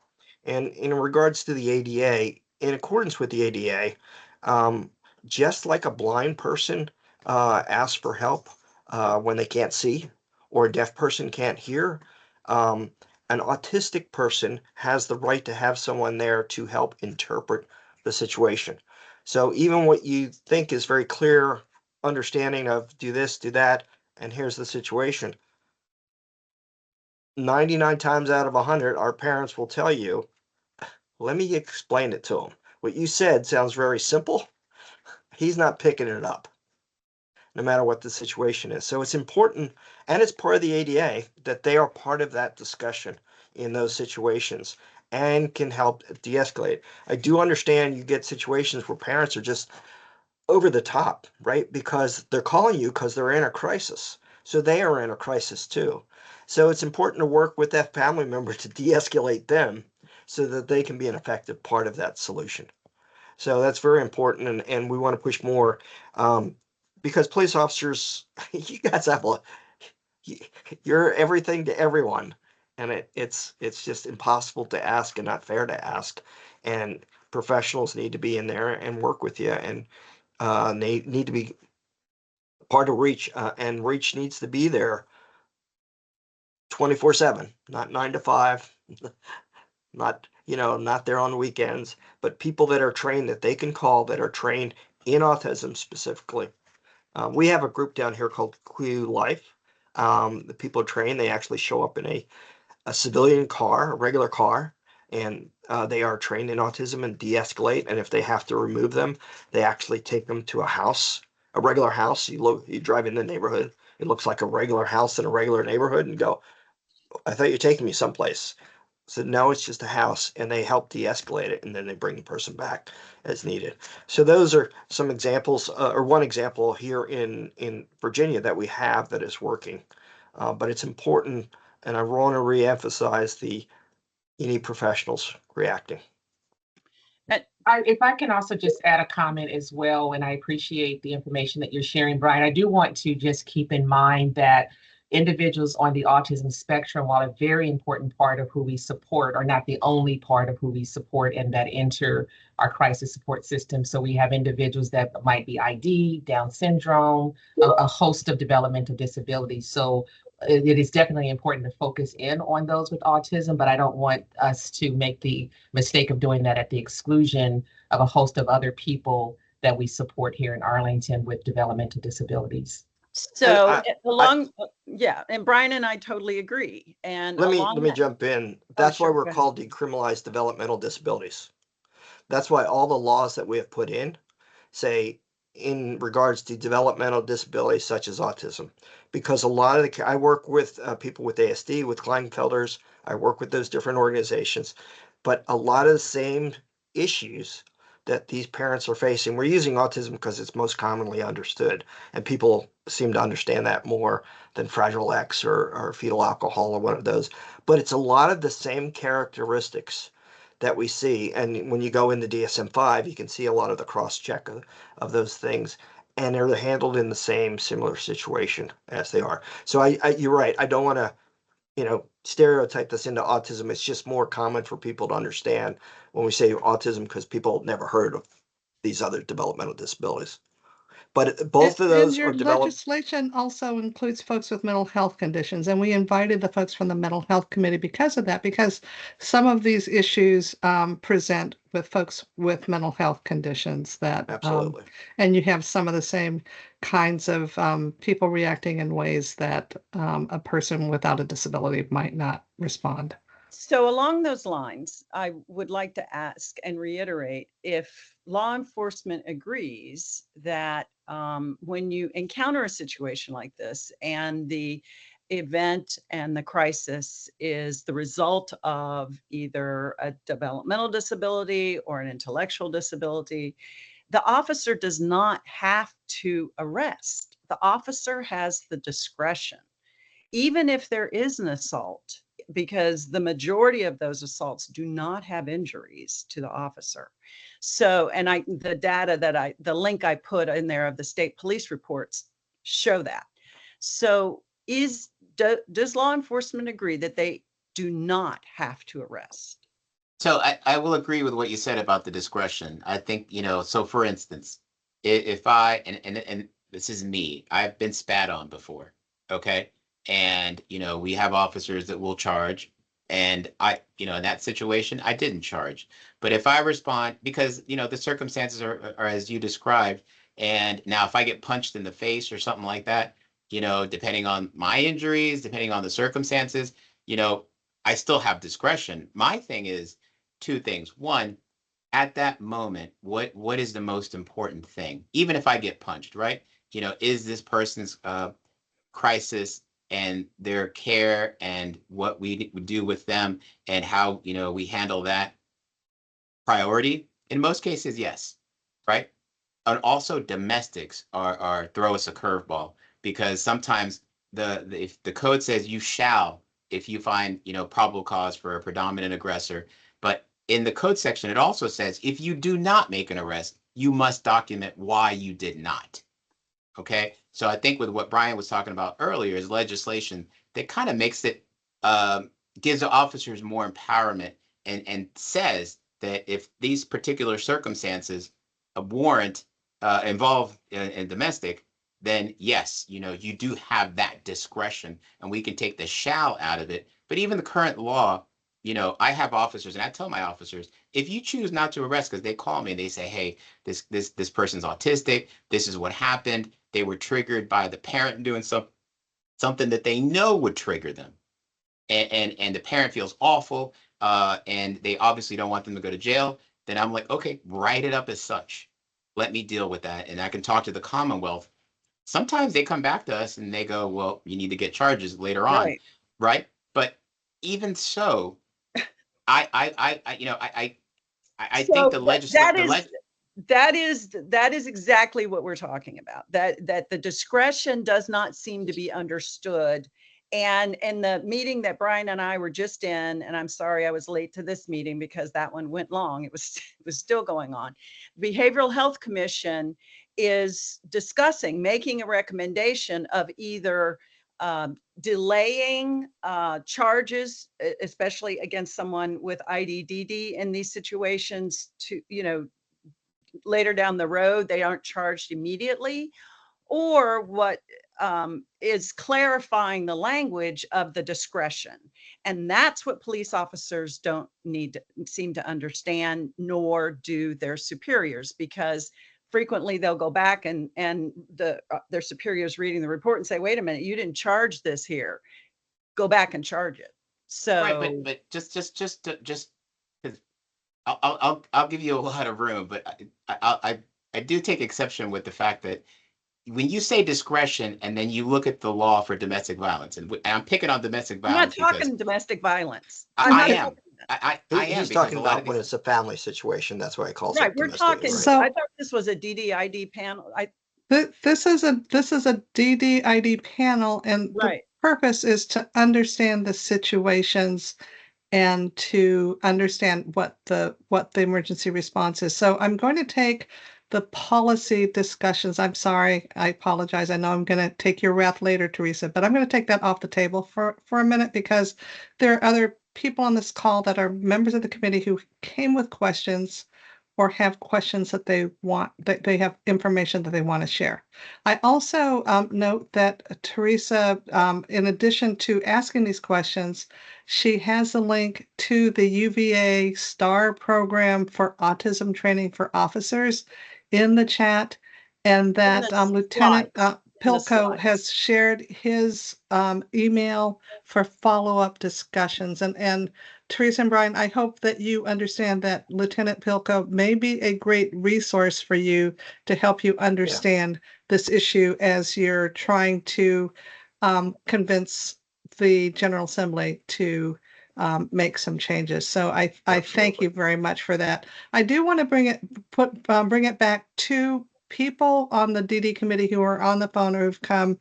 I also want to offer that Kim Balasiano has offered to help if you want something formal. You have some opportunities here, Lieutenant, but also the DD committee, if you wanted someone to do a stand-up with you from the committee who has lived experience, that's something, Bertra, that I believe we'd be very interested in doing. But I want to turn it back to Bertra for some live questions. So there's a comment, LaVoice. I'm just going to hand this over to you. The parent says that it would be helpful for parents of individuals in crisis to receive some kind of respite. And I know that you're going to address that toward the end of this panel, some of the resources that are available to parents. I'm looking for another question here. We've seen your STAR program. Teresa, thank you so much. And if someone on the phone wants to raise their hand, then Bertra can also recognize you. Yeah, we've gone through the chat. That's good. Sylvia, go ahead. Hey, so I do have a question. I think I raised it several times in the chat. Didn't get an answer, but this is for Mr. Pilko again. One of the things that would be really helpful to us now that my son has been TDO'd, terrified of police. We've already had one incident where my son really freaked out in front of the police. It was, and I can't solve this problem, by things at home. One thing that people suggested to us that would be really helpful is to get a buddy for my son, a police buddy. And I know it can be done because I've heard of other people having this. But is there a program or is there a way I can contact you to find out if I can? I mean, some of the people, the police that were at the hospital with my son when he was TDO'd were just wonderful, and I would love to reconnect with them and say, hey, can you be my son's buddy? Because you were really good, but I don't know how to make that connection. And I think that would really go a long way. I mean, these are the kind of things the kind of help that we really need. So I'm just wondering if you have a mechanism for that? So first of all, I'm sorry for that experience, and I do appreciate the kind words for the officers that were involved. And so to answer your question, email me. I'll look up the information. I'll look up the officers involved, and I can do one of two things. I can either do like a warm handoff to you and the officers, introduce them, Okay. and say, so you can explain to them, either via Teams or email or however we could do it, and ask to see if they want to participate. If not, then, if you want me, I can meet with your son, but just get me the information and then you and I can discuss offline and try to see what's the best approach, because we do have officers that go back sometimes and engage with families for situations they've been involved in, not just mental health, but other situations, particularly victims of crimes. But at the end of the day, we certainly would appreciate a proactive approach in establishing a rapport. And we've done that in the past, even in situations that have resulted in additional ECOs or TDOs. At least it provides us the opportunity to avoid uses of force, to avoid, misunderstandings, and try to, yes, better outcomes. I mean, what And I'd so like Mrs. is, sorry, Miss- if there is a crisis for my son, then I can call that officer. That's kind of what I'm like. Also, what I want is like I can Yeah. call a trusted person, not some strangers that are going to show up and terrorize my son. That's what I'm looking for. Correct. And just keeping in mind also, that our officers, especially on patrol, work rotating days. So if you establish that kind of rapport, and if the officer's working great, if they're not, obviously you'll reach out to dispatch. But we can talk about some strategies, even with reaching out to dispatch, that could give you a better chance of a more positive response. And then, like we mentioned earlier, putting information in for your home as well. But yeah, feel free, please send me an email and we'll work on it. And Mrs. Arley, I can assist you in getting in contact with Lieutenant Pilko as well. I'll Okay, connect the thank you, two of LaVoice. you. Yeah, I don't know your email, so I'll contact LaVoice to get that. Okay, thank you so much, Sylvia. Are there any other questions from the floor? Cherry? You're muted. I'm Unmute. confused. There is a mobile unit to respond to crises called MOST. I don't know what that stands for, so someone has to define that. And then there's also this emergency, some emergency place where people in crisis can go to chill out. Can you help me understand the intersection between behavioral health and developmental disability services when it comes to those two services out here? So I'll let my colleagues from DHS speak, but most has been a godsend. They've kind of morphed into a lot of things that they do. They're so for instance, police could use them for a response to someone with an autism or cognitive or intellectual disability. And for us, they're a resource from mental health services that could help de-escalate. They could help with some assessment. They can help with resources. But at the end of the day, they only work evening hours and they only work Monday through Friday. So we're trying to expand their response. But and the Crisis Intervention Center is also another place that we could take folks if they're in agreement and they want to go there. But for police, that's basically how we utilize them. But if anybody from mental health wants to expand on that. I can add a few things. So MOST stands for Mobile Outreach Support Team, and that is basically a mobile crisis team that is dispatched by either ECC 911 or PD officers in the field. The program is expanding, so we hope to cover more hours and more days. The team has proven to be very effective in de-escalating. They have a general training in mental health, not specifically on IDDD diagnosis, but they have also been working with folks with those disabilities. In regards to the, I forgot to mention, MOST includes peer specialist in behavioral health. That is part of the response.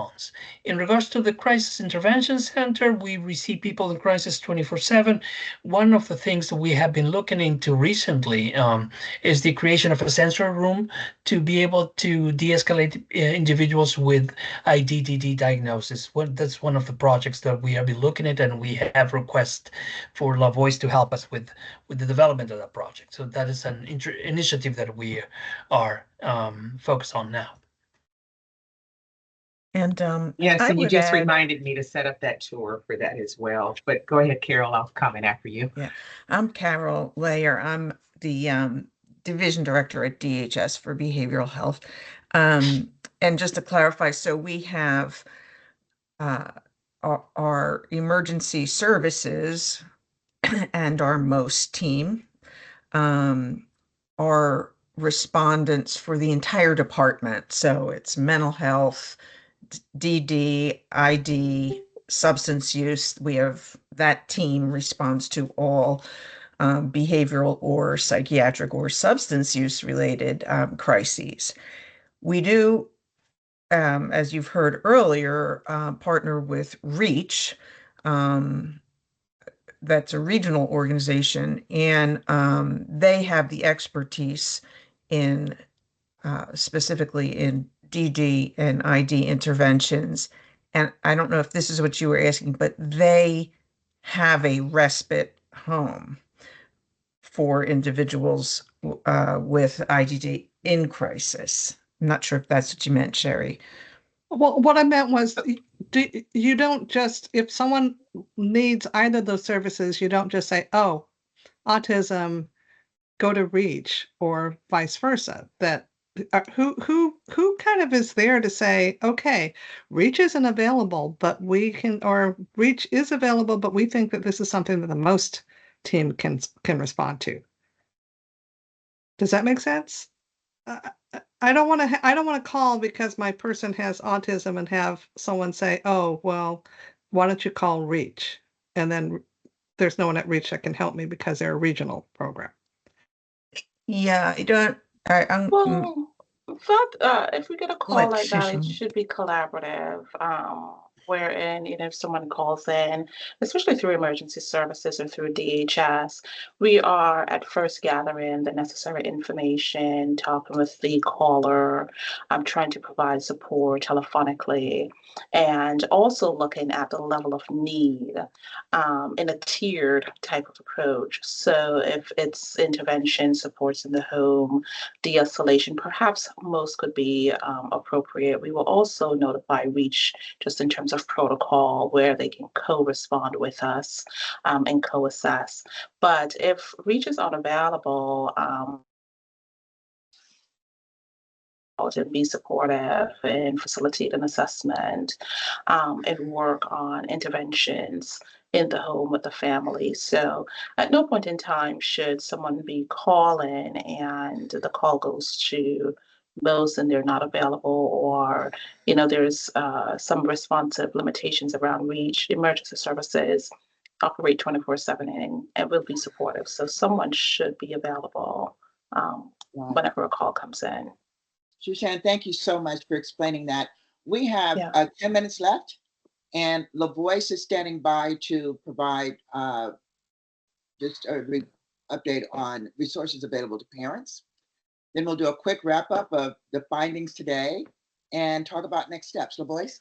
Okay, and I do want to clarify something as well, and Adrienne Randall, who's on the call, can speak to this as well, because I don't want to represent the REACH Therapeutic Home as a respite home, because it is not that. It is a crisis therapeutic home.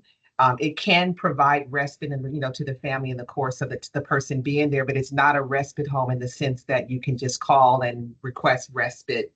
Their primary focus is responding to crisis and in providing the crisis therapeutic support in the home that in and of itself can secondary provide respite to a family, but it is not a respite home. And so starting there, we do have a respite home here in Arlington County now. It is a part of our new group home at 12, well, I won't put the address out there publicly, but it is a part of our new group home here in Arlington County. And we took one of the bedrooms offline, so it is fully licensed for respite. That bed, however, is not to provide respite for somebody that is actively in a crisis, because the home in and of itself is intended for individuals with exceptional medical support needs. And so we have to be mindful of that we would not use that resource to place someone for respite if they are actively in a crisis or someone with more exceptional behavior support needs. But for families that do need respite and the individual is not in crisis, we strongly encourage you to utilize that resource. You can reach out to myself if you're interested in doing a tour of the home for purposes of exploring respite for your son or daughter, brother or sister, the individual that you support with developmental disabilities. Maimuna is going to put into the chat, I think she might be working on putting into the chat a handbook that the Behavioral Health Division under Carol Layer's guidance, but very collaborative effort with Ali and Gabrielle and their teams of working on a handout that will explain and walk through a lot of what we've been discussing here today. So you probably have heard a lot of acronyms, TDOs and ECOs and MOTs and different things. And so this handout will serve as a guide for a lot of that information that you've heard here today. As I mentioned at the top of our discussion today, it is in draft form, and that is intentional because we want your input. So as we look to finalize this document, we hope that you take some time to review it and give your input. You can send that directly. I don't want to get tons of emails, so I'm actually going to ask you to send any input that you have to our co-chairs, Sherry and Bertra, and Maimuna and I can work collaboratively with them on filtering that input and giving it back to our behavioral health division. We are also, we collaborate with REACH often. And so I know that there were some comments in the chat specific to REACH, and you were encouraged, to definitely reach out to Adrian. If you have concerns or problems or issues that you experience with them, she wants to hear, from you. She can't address those issues if she doesn't know about them. And so, none of our systems, including ours here in Arlington, are perfect. But, we strive to improve. We strive to learn from things that we don't get right. And so reach out and let us know where you think we can do better. And we are more than agreeable and willing to collaborate with you for better outcomes. We are working continuously, which I need to finish up. We're working on our positive behavior supports RFP, request for proposal, and that will provide an opportunity for us to better support individuals using local funds that need behavioral support. So as you know, this is a service that is available for individuals on the DD Medicaid waiver. It is also something that you can access for individuals under the age of 22 through EPSDT for ABA services and through insurance for children on the autism spectrum specifically.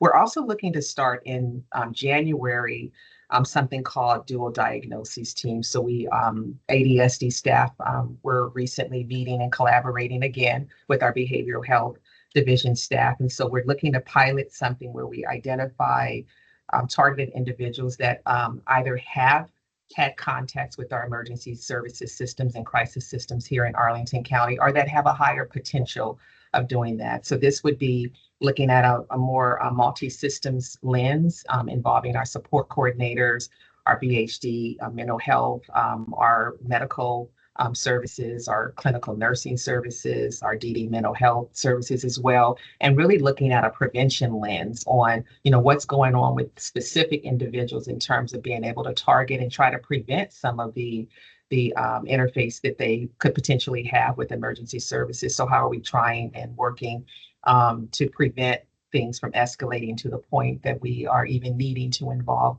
our law enforcement and other parts of our crisis systems as well. So those 4 minutes. Okay. So I think again, I think that's pretty much what I have in terms of resources that we are working on. Again, we're always open for just, comments and suggestions for things that you think that we can improve upon. My contact information is at the top of this chat. And so I encourage, one, whether you have suggestions, feedback, particularly we'd like to hear about, from you about how this forum in particular, worked for you, any suggestions that you may have. And then as always, if you have any issues or concerns of a specific, nature for your family or an individual that you support, I do encourage you to contact me directly. And and we can support you, or certainly, look at how we can support you better or differently. Any questions for me specifically before we wrap up? If not, I turn it back over to you, Bertra. And thank everyone for their participation today. And a special thanks to members of our Marcus Alert stakeholders group that they actually canceled a meeting for them to be able to participate in this evening's Listen and Learn, and for the continued collaboration of our BHD. And I want to give a special thank you to our leadership, Anita Friedman and Deborah, I'm going on a blank, Deborah Warren. They were not able to be here. They had a prior commitment that they unfortunately were not able to get out of. But please know that at the top of our leadership for the Department of Human Services and our county, this is an important matter that we will continue to strive to improve upon for the individuals that we support each and every day. Thank you. Great. We have 2 minutes left. Thank you so much, LaVoice. Thanks again to all the panelists and all of the attendees. This is the beginning of a discussion, and I think everyone wants this to work well for both, the individuals and for the responders. We want to be successful. I think in this meeting today, we've at least learned the questions that we need to ask. I think it's clear that the role of the collaboration is not clear. The hierarchy of authority is not clear to me. It seems that training needs to be ASD specific. Our kids present differently and require different responses. And then finally, also that parents should know of services available pre-crisis. That was one of the questions that one of the parents had. Thank you so much. We're at 1 minute left. It's been a great conversation, and I look forward to continued collaboration on this topic with our first responders and with our parents and advocates. Thanks so much. Thank you. Happy holidays, everyone. Good night. Thank you, everyone. Good Stay night. safe. Thanks. Good night.